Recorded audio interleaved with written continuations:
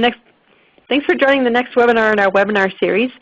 Today's topic is actually external methods to enhanced OpenAir reporting.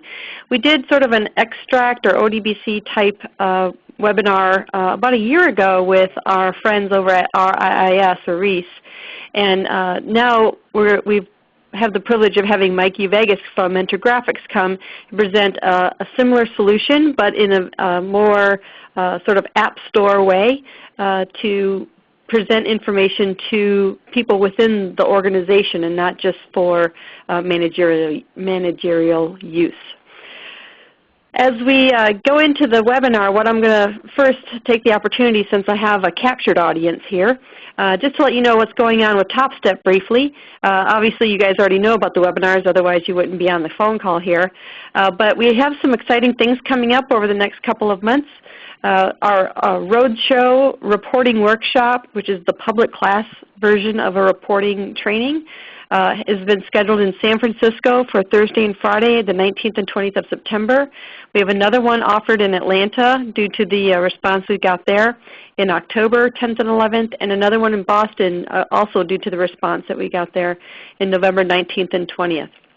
For those of you who can't make any of those but would love to have the opportunity to attend our day-and-a-half reporting workshop, just send us a quick note and let us know where you are, because we've gotten a few of you that have asked for certain cities, and we certainly are looking to accommodate just so that everyone gets all of this great information.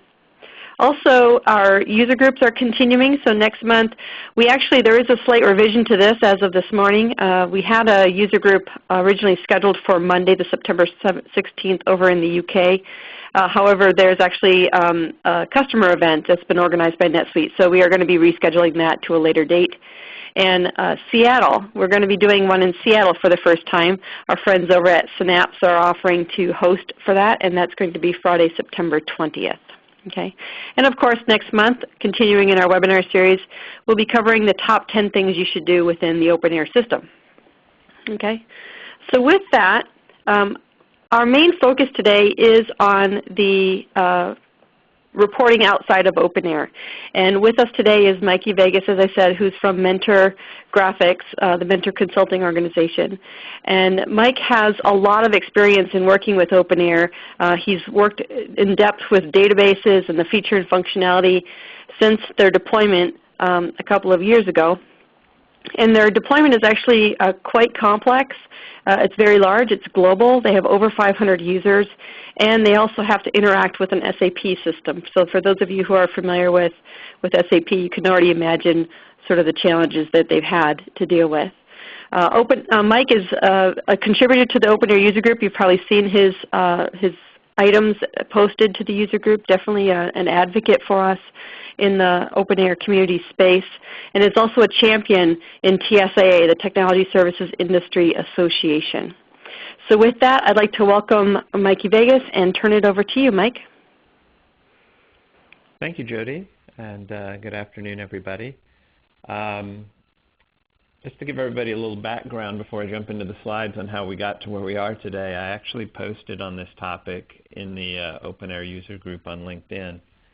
And there was quite a bit of interest in it expressed by the participants in that LinkedIn group in having a webinar like this. And Jody was nice enough to let me hijack her platform today to use that to provide this information out to those people that were interested in it, as well as any of the rest of you that just happened to join by virtue of the fact that you follow these TopStep webinars. So, thanks again, Jody, for giving up your platform and giving up this hour to allow me to share this information with everybody. I am going to try to pace myself so that we get through this in the amount of time that we have, and I don't race through it too quickly. So the first question as we jump into this topic is, why do we even need to bother with going external with OpenAir reporting? And I have a list of reasons. Each of you on the webinar may have your own set of reasons that may be different from mine. But these are just a few of the reasons why we felt we had a need to go external with OpenAir reporting. And the first of those was just speed. we have a lot of problems in OpenAir with the speed of reporting, and to the point where none of my users are really interested in using OpenAir for any kind of interactive reporting. We use OpenAir extensively for static, predefined reporting, for our management reporting and so forth. But for day-to-day ad hoc reporting by end users, there's very little interest at this point among our user community in using OpenAir reporting for that. And coupled with that are some other issues that we've run into with OpenAir reporting, some around report writing functionality, the ability to lay out reports and format reports the way you might like, the ability to add columns to reports easily that are based on calculated values from other columns, ability to create dashboards and create reports with any kind of dynamic query criteria, those sorts of things. And then also the ability to analyze reports in OpenAir, the ability to do slicing and dicing and things that you can do with things like pivot tables in Excel and in other more mainstream reporting tools. So these are some of the primary drivers for us that led us to start to think about what are other options that might be available to us to allow us to get more value out of the data that we're putting into our OpenAir database. Some of our requirements specifically were, first of all, going back to that last slide, just speed and performance. The ability for our users to be able to get to the information that they need quickly and efficiently is a paramount requirement for us. Second requirement that we had was portability and mobility. All of our managers and operations people that are the primary users of the data that ends up in our OpenAir database are constantly on the move and often disconnected from our networks. So they really have a need to be able to take the data with them and get access to the data that they need wherever they might happen to be. And in a lot of cases, our managers are preparing presentations and reports and so forth while they're sitting on airplanes. And while go-go internet is a great addition to the travel experience, we're still a long way from people being able to do these kinds of things while they're connected to the network while they're at 35,000 feet in the air. Usability is a requirement.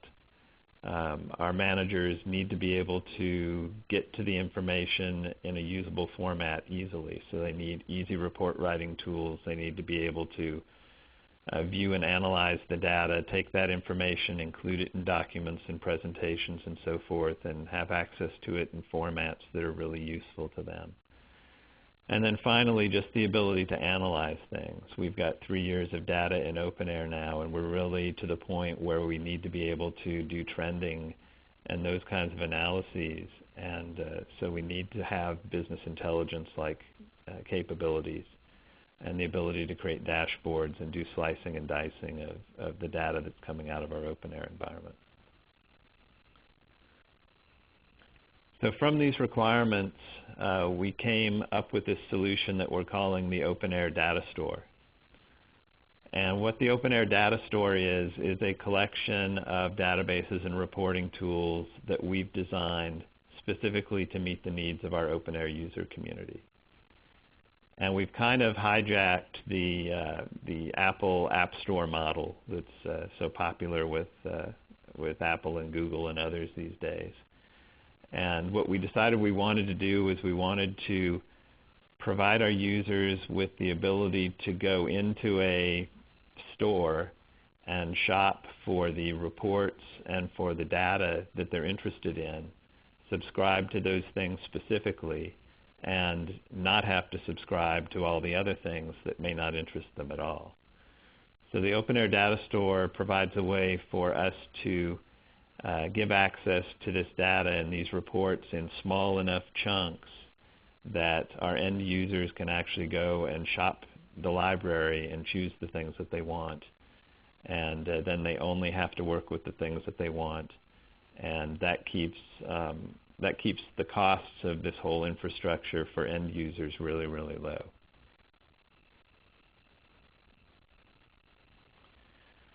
Some of the features of the OpenAir Data Store that we've created are, first of all, it's very fast. Essentially, you're talking about in-memory report generation, so there's literally no waiting for queries to run. Everything runs almost instantaneously on the user's laptop. Second, it's very friendly. Everything that we've built uses very popular, familiar technology like Excel and also the iPhone and iPad platform. Third, the data store is mobile. Because all the data that you subscribe to is stored locally on your hard drive, you can literally take it with you anywhere that you go, and you don't have any dependency whatsoever on being connected to the network except for when you want to make sure that you've got the latest data from the source database. And finally, it's complete. When I talked about performance a few minutes ago, we struggle with the performance of reporting even to look at 1 quarter. In the OpenAir Data Store, we can literally look at data from the inception of our OpenAir environment. And we have access to all of that data all the way back to inception without any penalty in performance.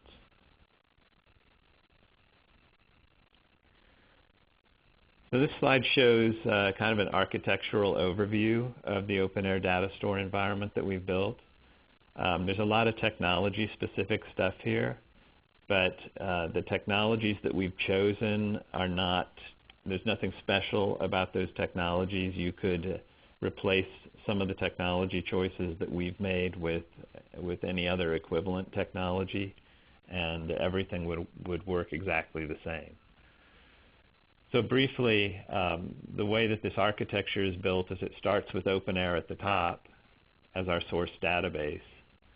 And we pull data out of OpenAir using two mechanisms. The first is the automated backup service mechanism, and that's our standard mechanism where OpenAir transmits to us daily a copy of the database that we use for the data store. Alternatively, we've built a Dropbox capability so that we can actually request an exported zip file of the database on demand from OpenAir, and we can actually drop that zip file into the Dropbox that we've created, and that zip file will be processed by the data store exactly like the automated backup is processed by the data store. So that gives us the ability, particularly at month end and quarter end, to refresh the data store more frequently than once a day, which comes in very handy for us. So we take the data from OpenAir that's transmitted to us, and we actually use a data pump to load the data that we're interested in into the core database for the data store, which in our case is an Oracle database.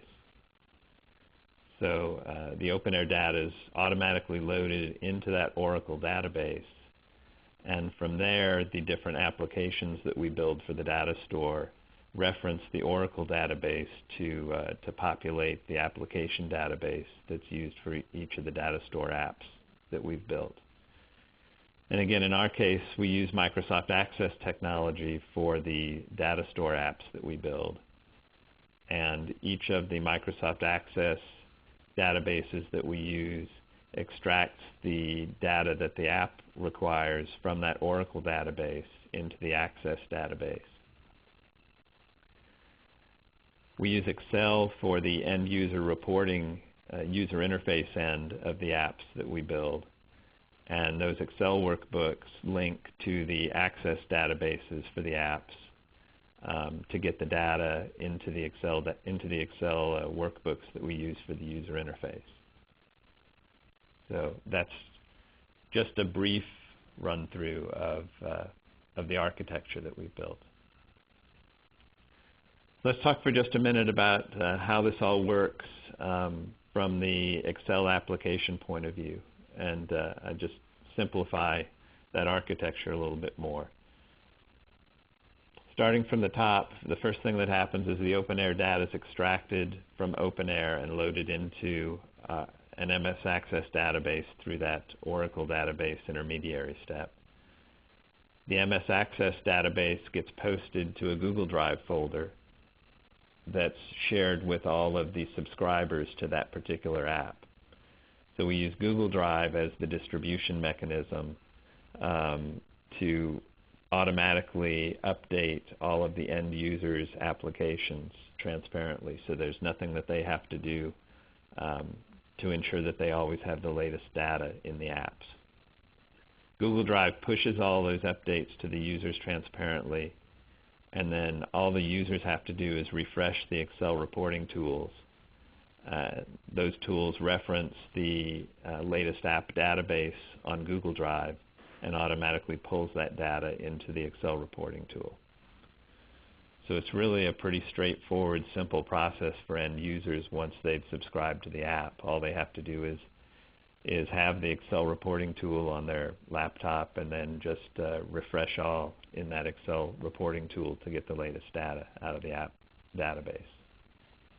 Mike, when you were talking about this Google Drive, is there a reason why you guys picked the Google Drive over something else like a Dropbox or anything? That's a good question. We actually prototyped all of this using Dropbox, and we're prepared to actually use Dropbox in production. And I was actually pushed to use Google Drive instead by our corporate IT people who were concerned about the information security provisions of Dropbox.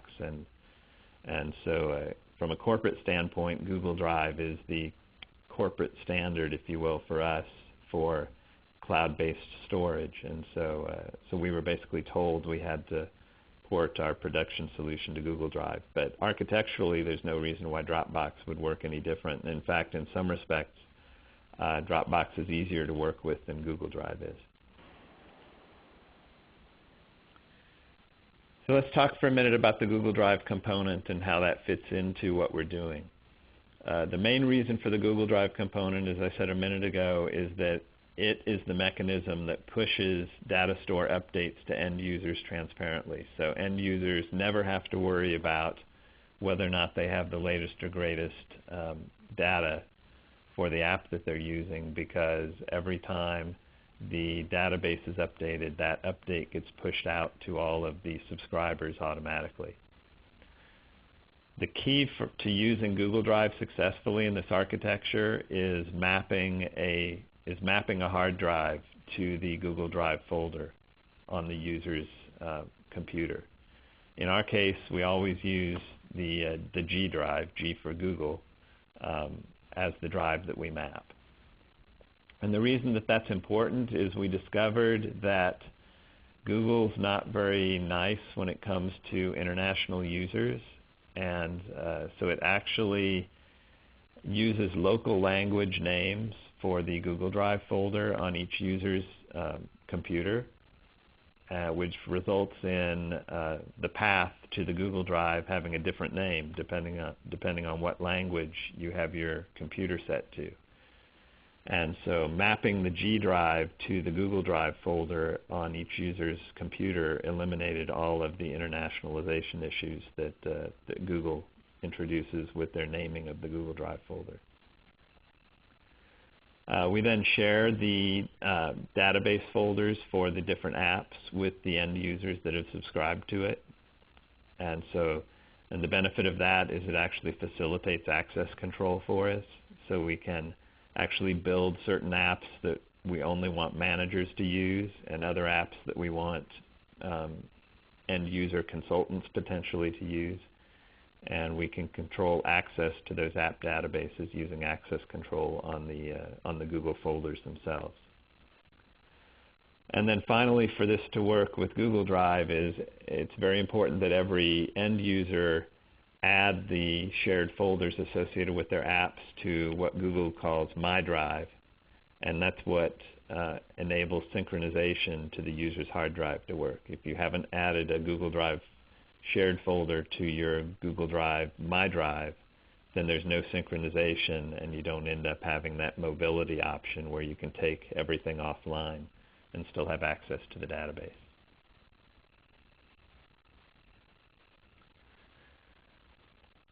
How the Excel component works is we take advantage of something that's really cool in the more recent versions of Excel, which is Excel tables. I think Excel tables is one of the best things Microsoft's added to Excel in a long, long time.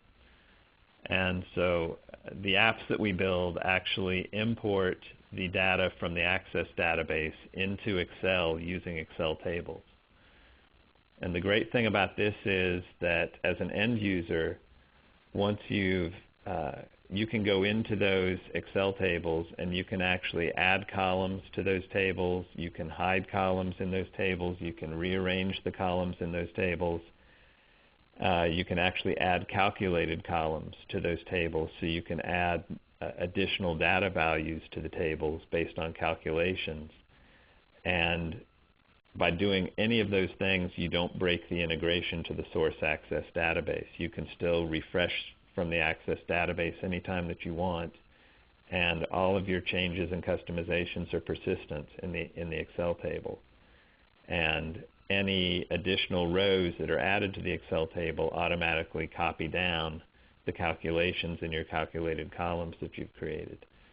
So it really makes it a powerful tool for an end user to actually be able to go in and use even the source transaction level data that's coming from OpenAir in a real useful way. The second thing as you're building your Excel reports is to make sure that your data connection path that connects the Excel workbook to your Access database references the G drive that you've created. Again, if you don't reference the G drive, then you potentially have problems as you distribute the workbooks out to multiple users with internationalization and the differences in the path names to the Google Drive folders. Third, we rename the tables and the connections in the Excel workbook, and that just simplifies maintenance and reference to the objects that are created in the Excel workbook. And then we create basic pivot tables for the end users to use. That essentially gives the end user of the app a starting point for their reports that they can either use as is, or they can take those basic pivot tables and customize them further to suit their own taste. And then finally, we rely as much as possible on saved queries in the Access database because that in turn makes it easier for maintenance and updates of all the apps. If we don't have to touch the Excel workbooks any more than absolutely necessary once they're released, we can make changes to the Access database on the background, and we don't have to worry about pushing out any new versions of the Excel workbooks to the end users any more than is absolutely necessary.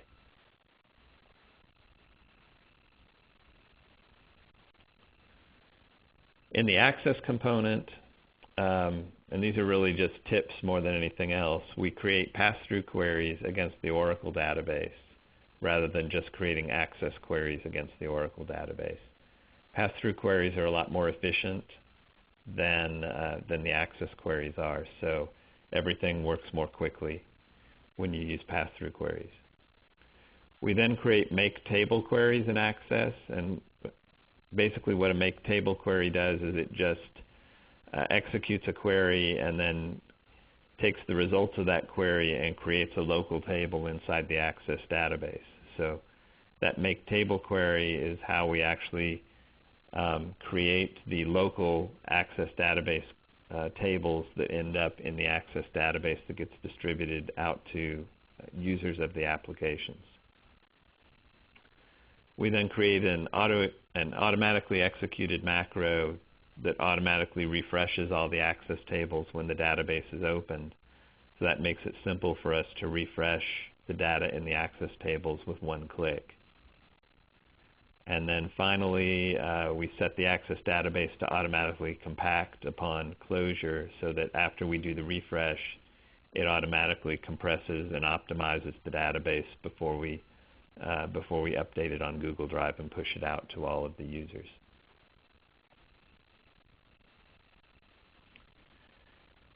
Advantages for us of using Access, the most obvious one is that it integrates really well with Excel and all the other Microsoft tools. It also has a really good interactive query builder which makes it easy for us to build the various queries that we want to build for our applications. It's easy to automate with Microsoft's Visual Basic, and it's easy to distribute to end users because there's no license or install required on the part of end users to be able to use the Access database. And finally, it also supports Microsoft's built-in ODBC for connecting to the Oracle database. And Mike, there's a question from the field regarding is Oracle the preferred database, or is there any reason we can't just use Access directly? Anything about that? No, Oracle is definitely not the preferred database. Again, it's a corporate standard for us, and that's why we chose Oracle more than anything else. I personally prefer SQL Server over Oracle because it's Microsoft, and so it integrates even better than Oracle with the other Microsoft technologies. You could certainly use Access, and we used Access directly in our prototyping, and it worked just fine.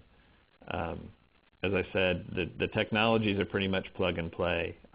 There's not really any specific requirement to choose any specific technology in the architecture that we've chosen. And then just one other question. The export that you're using for OpenAir, are you using the text file export or the MySQL export format? We use the text file export when we export on demand.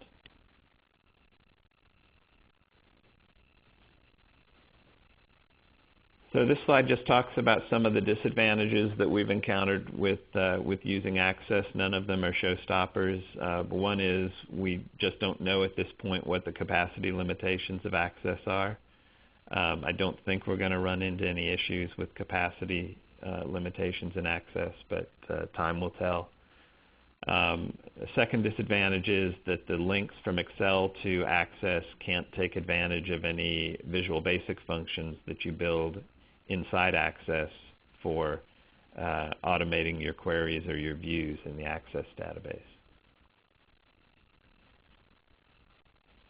Some things to look out for if you're using Oracle and Access as we are.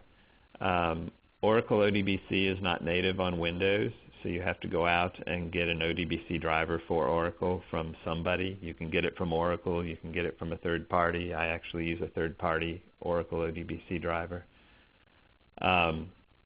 Second disadvantage is that pass-through queries, which are best for performance, require the native Oracle SQL, which is different than the Access SQL. So while you can use the Access graphical tools to build your queries, when you convert them to pass-through queries, you also have to translate them into Oracle SQL, which is not always a simple thing to do. The pass-through queries aren't executable from Excel, so if you should want to be able to query directly to the Oracle database through Access from Excel, you can't do that as a pass-through query, which again affects performance. And then finally, Oracle doesn't support all of the Access functions or custom functions you might create in Access for building queries. So you're limited to what the Oracle SQL language supports. So that pretty much covers, all of the technical side of what we're doing and how we've built all of this. I want to spend the rest of the time talking a little bit more about what we're actually using this for and showing you some examples of the different things that we're doing with the OpenAir Data Store applications. So listed here are just some of the applications that we've been building as part of the Data Store. We've built tools for order, backlog, and revenue reconciliation between OpenAir and SAP. We've built an application for order fulfillment reporting, an application for actual versus forecast reporting. We also use this architecture to support our Integration Manager utilities. We use Integration Manager a lot for loading data into OpenAir.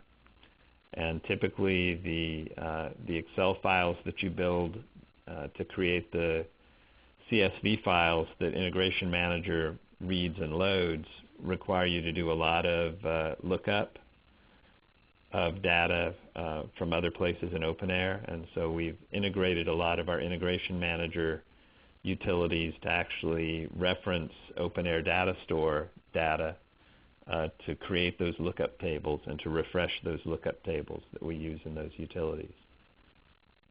And then another application of the data store is to create tools in Word or Excel. We use a lot of Word and Excel to build different business forms that we use to run our business.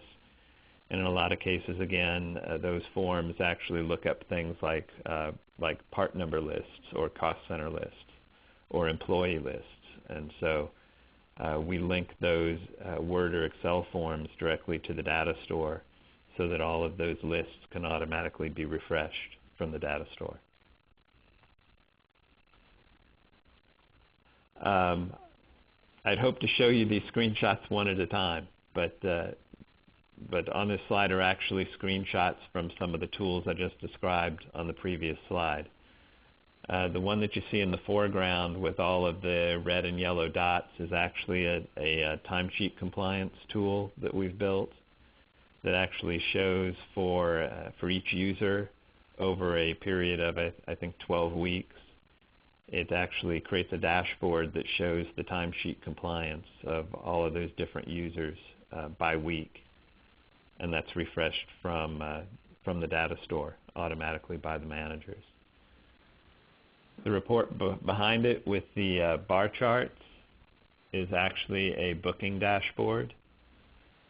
So managers use this to track and manage all of the orders that we've received during whatever time period they want to look at. And in this case, it presents that information graphically as well as in a table.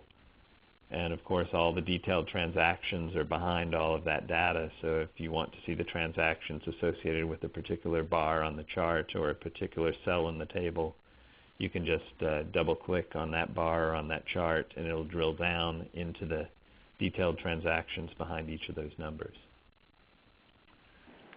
While we're actually here, I do have a couple other questions from the field here. Okay. How often do you refresh your data, or how often do you think it should be refreshed, or is there a limit you've run into?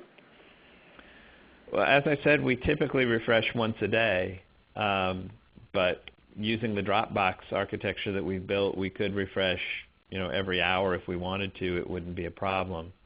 The refresh itself to reload the Oracle database only takes a few minutes. So we literally could refresh as often as every half an hour, every 15 minutes if we wanted to. But we typically are happy with once a day, except in the last week or 2 weeks of the quarter or of the month when we want to see something intermediate during the day. And another question from the field is, since you're using an App Store sort of subscribe model for these Excel documents, do those resources that need access to this data, do they need a user license for OpenAir? No, they don't need a user license for OpenAir at all. That's one of the great things about it, is we can actually give access to our finance people, to all sorts of people in other parts of the company that otherwise wouldn't have any reason to go into the OpenAir environment. Okay, that clears out my question queue right now. Okay. So up to this point, we've focused primarily on the tools that we've built that use Excel as the front end. The other piece of the data store that we've built is actually built around the Apple iOS platform for iPhone and iPad. Our particular user community is very much bought into iOS, and so they're very interested in being able to take information with them on their phones or on their tablets. And so we started looking for business intelligence technology that worked on iOS, and we found this technology called Romebee.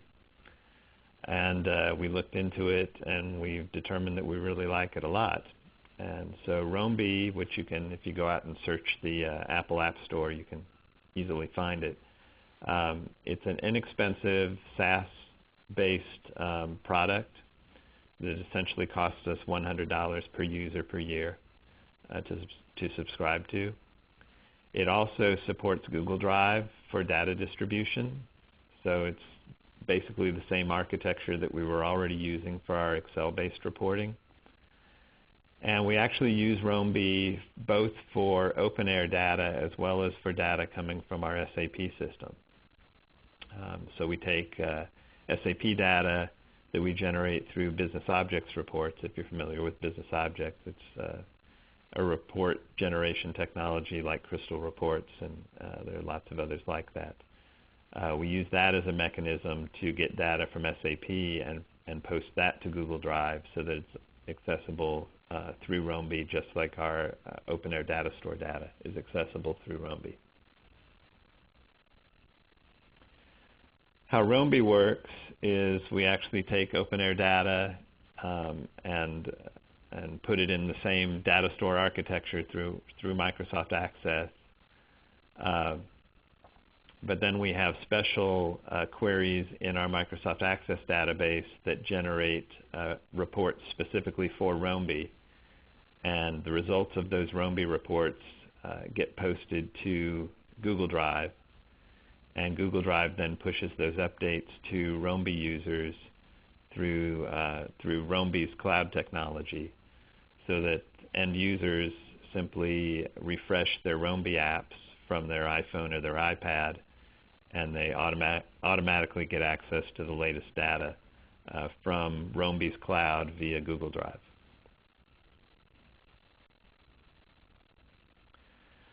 Some sample Romebee reports that we've created. Again, we lost the automation here too, but you can kind of get a sense for some of the things that we're doing in Romebee.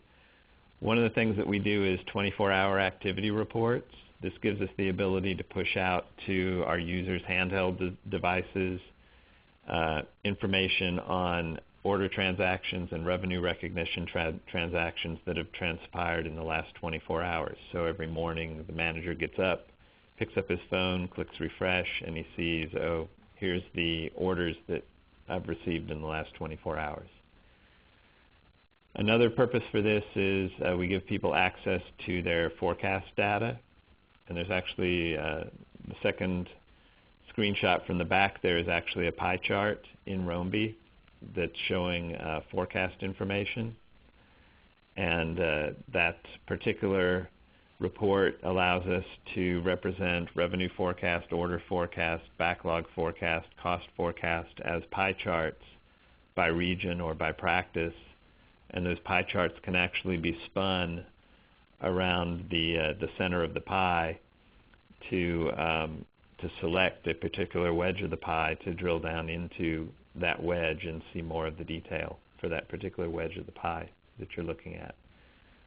Timesheet status just gives our managers a way to look on their phone and see who's complied with their timesheet submission and who hasn't complied with their timesheet submission without having to go anywhere else. And then in the foreground here is this forecast versus plan view, which is actually a card-based view, where there's actually a card in the report for each of our practices, and the red tabs represent our regions.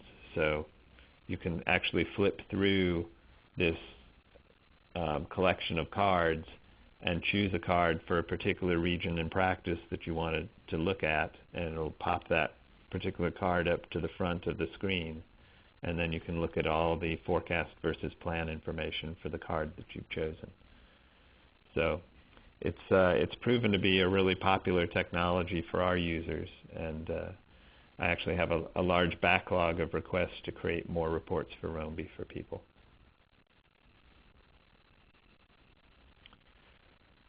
So I think this is my last slide, just to summarize what we've talked about, the accomplishments that we've seen since we've started working on this data store. Is we've provided our users with instant access to the entire OpenAir database anywhere, anytime. It's very, very popular with our users to be able to have all of this information at their fingertips, and especially to be able to look at it over the entire history of our OpenAir database and be able to look at trends and performance over long periods of time. We've given our users a library of standard reporting tools that are built in Excel and easy for them to customize, so they can create their own custom views in those Excel tools, each one to suit their individual tastes. We're able to create new tools quickly and easily. And finally, our users are happy and actually using the data that we're creating in OpenAir. We've been able to join non-OpenAir data with the OpenAir data to add even more value. So we're joining the data from SAP, we're joining the data from SharePoint with our OpenAir data. And then finally, as I said a minute ago, having iDevice support for iOS has been a huge hit with our user community. So Jody, thank you again for giving me the chance to do this, and I'm happy to take any questions that anybody has. Yeah, so at this time I'm going to actually unmute the lines. I've gotten a couple of questions while you were going through the accomplishment slides, and both of them are related to how long did it take your team to develop this implementation from a design perspective and take it all the way through implementation? Okay, so if you think back to the architecture diagram at the beginning of my presentation, the piece that involves Oracle was actually built by my IT organization. And so I had IT resources to build that part. And that was built over a calendar time period of about 3 months. It wasn't them working on it full time. I think it could have been built, if they were concentrating on it full time, it probably could have been built in a few weeks. But we took a lot of calendar time relative to the amount of actual work that had to be done. On the app end of things, that's the great thing about this architecture is you can build everything incrementally, right? So I can sit down, if I've got a spare afternoon, I can sit down and crank out a new app in an afternoon or in a day or something like that and roll it out to people. And then even if it's a prototype app, I can roll it out to people as a prototype and then quickly and easily continue to evolve it to where I want it to be in production and push all that out through Google Drive, so that so again I can get things out to people in a really, really short amount of time. Great. So I'm getting a couple of technical questions that I'm going to actually, I'll ask, but then I'm going to open up, I really am going to open up the phone lines for everyone, so, so that you can ask them yourself. One question that just came in is, how do you handle OpenAir schema changes, especially as it relates to custom fields? Well, as it relates to custom fields specifically, we run reports periodically out of OpenAir to see, just to summarize the custom fields that we've added since the last time we've done that review. And then we work with our IT department to come up with a plan to add them to the Oracle load. So it isn't not an automatic process. It is something that we kind of have to pay a little bit of attention to. As far as OpenAir generated schema changes with the updates and so forth, we really haven't been down that path enough to say how that's going to impact us long term. Again, we haven't run into a situation where they've done anything that's broken anything. And I don't think that we will run into a situation where that breaks something. It's more a question of evaluating each of the refreshes and identifying what's been added to the database that we may be interested in having in the data store, and then passing that information on to IT so that they can make sure that they're changing the data pump so that it's actually pulling in those new fields. Okay, great. So now I actually am going to unmute, and then if anyone has been unmuted. If anyone has any questions, you're free to ask at this time.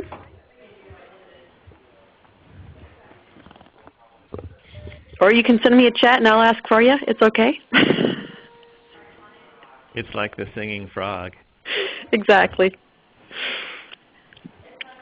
There was another question that did come in through chat, which is something you and I talked about, Mike. Was the question was, how can we leverage this work, and is there any way to purchase an EDW shell? So So I'm not sure what is exactly meant by an EDW shell. So, Joe, can you? Yes, Joe Hall here has with a question for just for a data warehouse type of shell. Is there any way that we could, as a community, leverage and unlock some of the value of the work that you've done in design and implementation? Well, I'm certainly more than happy to talk to anybody on the call individually. If you want to talk to me offline, feel free to send me an email, and I'll be happy to get on the phone with anybody. And to the extent that I can share some of the work that we've done, I'm certainly happy to share that. Is there any way you could put a value, not a value, but a cost on what your implementation efforts were arranged? Was it like 50 to 100 or 75 to 150, or? Are you just concerned about labor cost, or are you concerned about? Yeah, if I were to go to our accounting office with your deck and say, guys, this would really empower both the services leadership and the sales leadership, especially at the area sales manager level. I'd like to, champion implementing and getting this to the field. What kind of cost would we be looking at to mimic your model here? Because I think your model's probably germane to all of us. So I would say we've probably got about a man-month in creating the Oracle database infrastructure on the back end. Mm-hmm. And then on the front end, as I said, it depends on the complexity of the app that you want to build, but most of the apps that I've been building, I've been cranking out in anywhere from half a day to 2 days. Okay.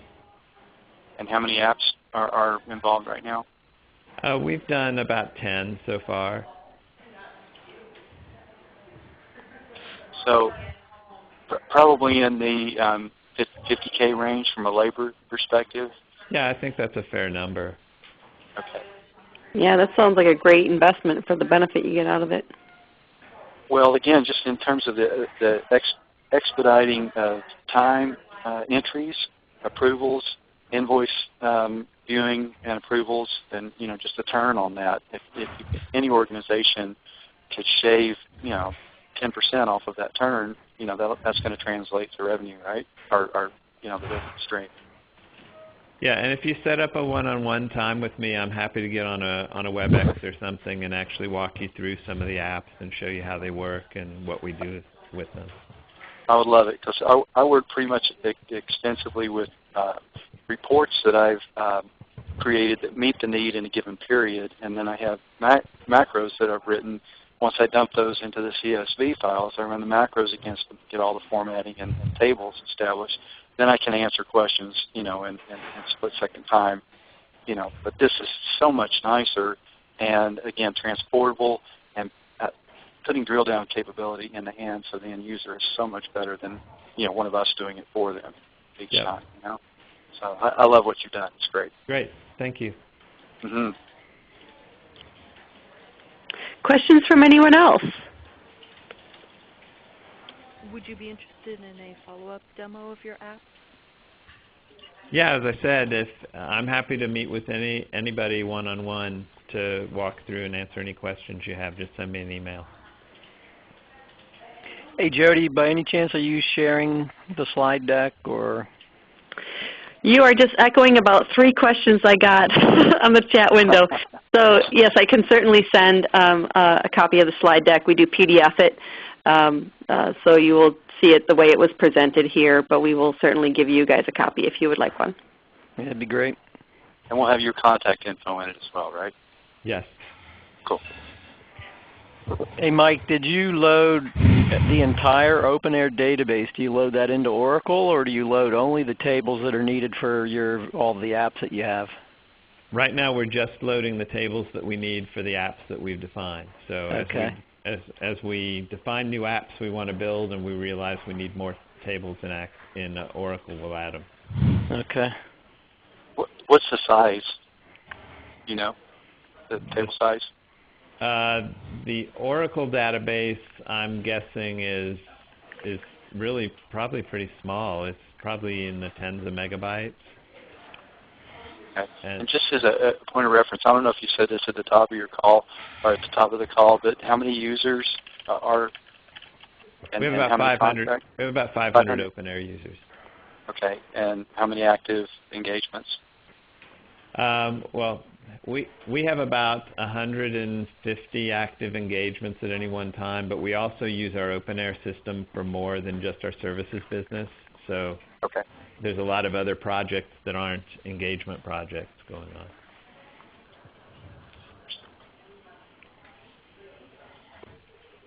Okay, great. Any other questions or comments or anything? That's been great. Thank you, Jody. Thank you very much, everyone. Thank you, Mike. Interaction at the end. So going through my typical wrap-up, definitely thank you again for coming to this webinar. I hope you got, it sounds like everyone got a lot out of this.